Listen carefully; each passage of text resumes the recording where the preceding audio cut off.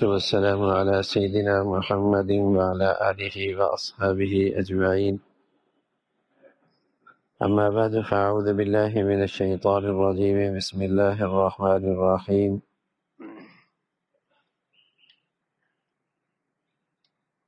الذين كانت أعينهم في غطاء عن ذكري وكانوا لا يستطيعون سمعا أفحسب الذين كفروا أن يتخذوا عبادي من دوني أولياء إنا أعتدنا جهنم للكافرين نزلا قل هل ننبئكم بالأخسرين أعمالا الذين ضل سعيهم في الحياة الدنيا وهم يحسبون أنهم يحسنون صنعا صدق اللہ العظیم. سورہ کہف آپ علیہ الصلوۃ والسلام نے بتلایا کہ یہ دجال کی حفاظت کا اس میں اللہ نے یہ تاثیر رکھی ہے کہ اس فتنے سے حفاظت ہوتی ہے اگر مسلمان اسے پڑھے، اور اس کا جو مفہوم ہے اس کا تعلق بھی دجالی تہذیب سے ہے. دجال اس مادی تہذیب کا نقطہ عروج ہوگا. اس زمانے میں جب وقت آئے گا تو یہ تہذیب مادی لحاظ سے اپنے عروج پر ہوگی. تو اس میں قدم قدم پہ اس مادی تہذیب اور دجالی تہذیب کے متعلق جو آنے والے فتنے ہیں اس کے متعلق رہنمائی اور حفاظت کے لیے روشنی اور نور اس صورت میں موجود ہے. یہاں اللہ تعالیٰ نے بتایا کہ کافروں کا ایک طبقہ ایسا ہے کہ جو اللہ کا نام بھی نہیں سننا چاہتا. یہ عام کافروں کا تعلق نہیں ہے، اس لیے کہ کوئی بھی مشرک ہو تو وہ اپنے معبودوں کے ساتھ خالق عالم کو بھی مانتا ہے کہ اس دنیا کا خالق اللہ ہے. اپنے معبودوں کو بھی شریک کرتا ہے، خود تراشیدہ معبود بھی اس کے ہاں ہوتے ہیں، لیکن خالق کو بھی مانتا ہے. مشرکوں کی جتنی بھی قسمیں ہیں، کافروں کی بھی قسمیں ہیں، وہ بھی اللہ کو مانتے ہیں. اگرچہ اللہ کا بیٹا ثابت کرتے ہیں، بیٹیاں ثابت کرتے ہیں، اللہ کے شریک قرار دیتے ہیں، لیکن اللہ کا تصور بھی ان کے ہاں ہے. لیکن اس مادی اور دجالی تہذیب کی خصوصیت ہے کہ یہاں ایک کفر کی شکل ایسی بھی ہوگی جو اللہ تعالیٰ کا بالکل انکار کرے گی، جسے الحاد کہتے ہیں. ان کی محفلیں، ان کی مجلسیں، ان کی تحریریں، ان کی تقریریں، ان کی نشستیں، ان کے فیصلے، کہیں خدا تعالیٰ کا نام نہیں ہوگا، کہیں اللہ کا تذکرہ نہیں ہوگا، اور وہ اسے سننا بھی نہیں چاہتے، اور کوئی کہے تو اس کا مذاق اڑاتے ہیں. کہاں ہے؟ نظر آ رہا ہے؟ کون سی غیبی طاقت، کون سا غیبی نظام، کون سا خدا؟ انکار کرتے ہیں، مذاق اڑاتے ہیں. حالانکہ لسی کے اندر اگر آپ کو مکھن نظر نہیں آتا تو ضروری نہیں کہ اس میں مکھن نہ ہو، مکھن تو ہوتا ہے. جو آپ کی ناقص نظر میں کوئی چیز نظر نہ آئے تو یہ نہیں کہ اس کا وجود نہیں ہے اور اس کائنات میں موجود نہیں ہے. لیکن اس مادی تہذیب کا نقطہ عروج جس طرف جا رہا ہے، اس سے جو کفر پھوٹ رہا ہے اور جس کفر کی ارزانی ہے جو کثرت سے پھیل رہا ہے، وہ الحاد ہے. کہ کون سی غیبی طاقت، کون سا غیبی نظام اس دنیا میں؟ یہ تو سب اسباب کے تحت چل رہا ہے، ماہرین کے تحت چل رہا ہے، وسائل کے تحت چل رہا ہے. زلزلہ کیوں آیا؟ پلیٹیں نیچے ٹکرا گئی. کوئی نہیں چاہتا کہ اللہ کے نظام سے ہوا. وہ ہر اس دنیا کی ہر حرکت کو، ہر حادثے کو، ہر نئی شکل کو کسی اسباب سے جوڑ دیتا ہے، اگر اسے کہہ دیا جائے کہ اس کے پیچھے خدائی نظام ہے، وہ تمسخر کرتا ہے، کون سا خدائی نظام، کون سی دنیا میں جی رہے ہو؟ مادیت اتنی ترقی کر چکی ہے، ہر چیز تحقیق سے معلوم ہو رہی ہے کہ یہ تو اس سے ہوا ہے۔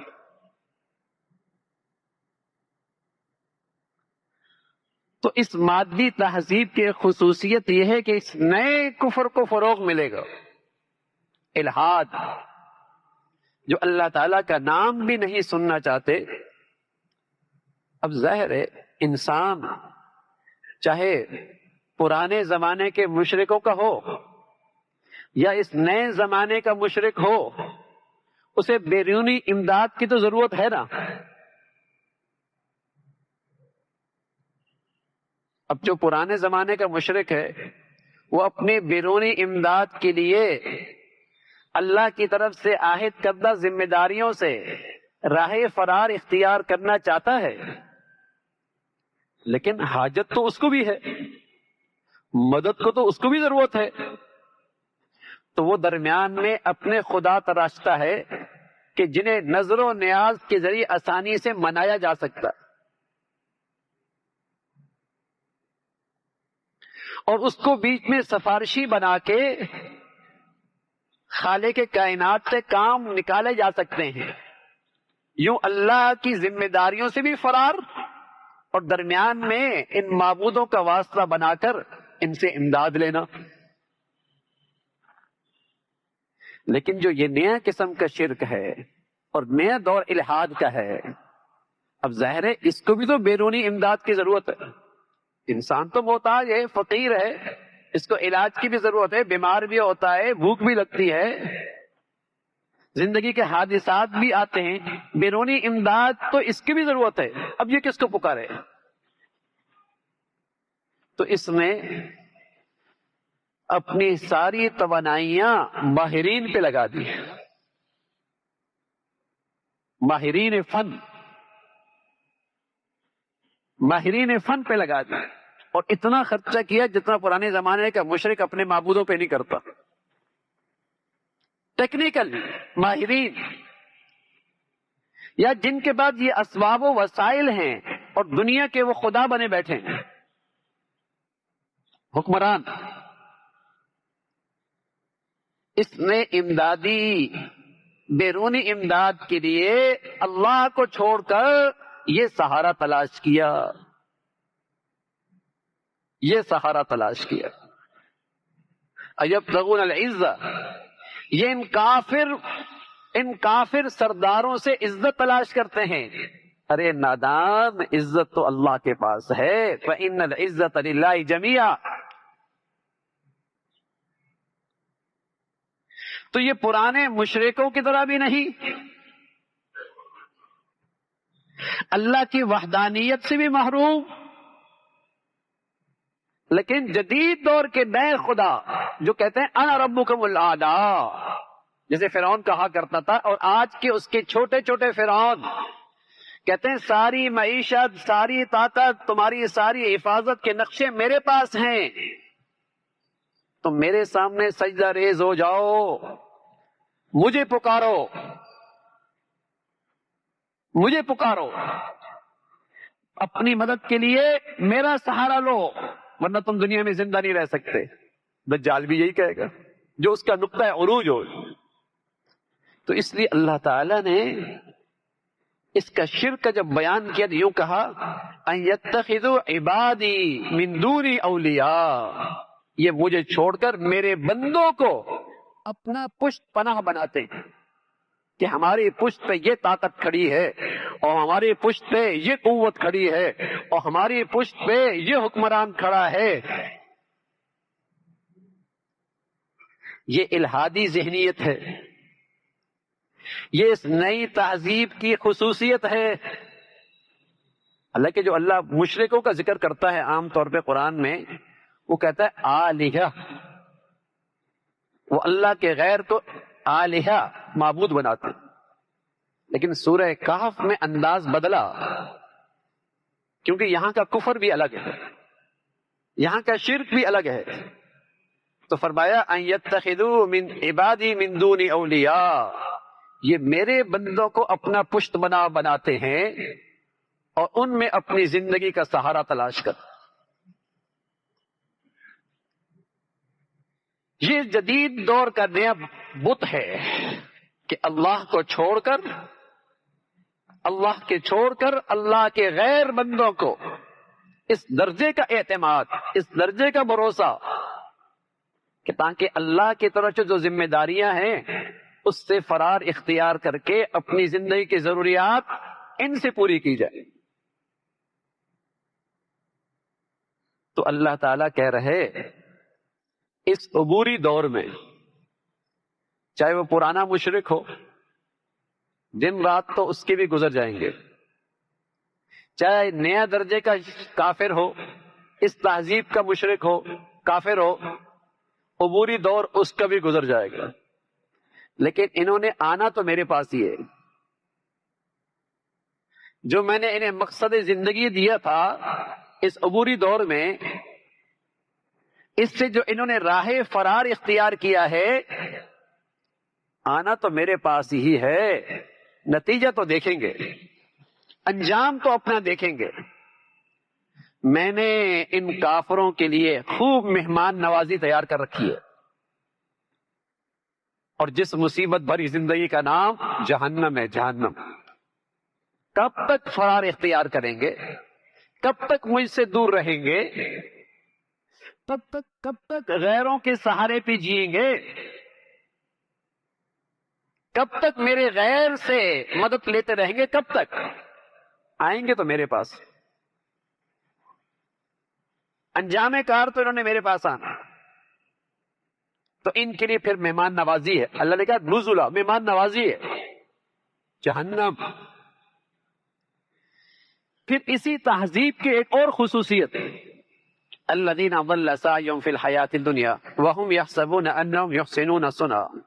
اسی تہذیب کی ایک نئی خصوصیت کہ یہ کتنی ہی غلط کر رہی ہو، اس تہذیب میں اور اس کا علمبردار اپنی زندگی کے فیصلے کتنی غلط کیوں نہ کر رہا ہو،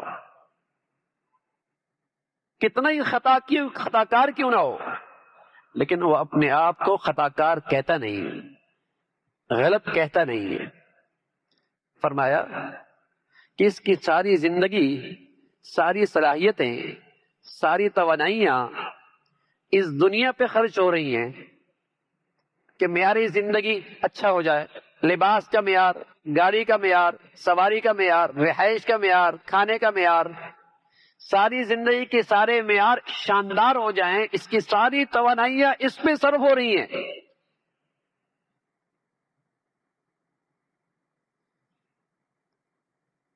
اسی پہ لگا رہا ہے. اور یہ ہے عبوری وقت. جیسے کرائے کے مکان کے مالک نے نوٹس دے دیا ہو، کرائے کے مکان کے مالک نے نوٹس دے دیا ہو، اور وہ اپنی تمام صلاحیتیں، توانائیاں اس کرائے کے مکان کے فرنیچر کو اور اس کے باتھ روم کو اور اس کے ڈرائنگ روم کو اور اس کی فرش کو اور اس کے چھت کو اور اس کے در و دیوار کو اور اس کے دروازے اور کھڑکیوں کو سنوارنے میں لگا دے، کیا کہیں گے؟ اور جو اپنا گھر بالکل تیاری پہ ہے، ادھر نظرداری نہیں، کیا کہیں گے اسے؟ عقل نہیں ہے.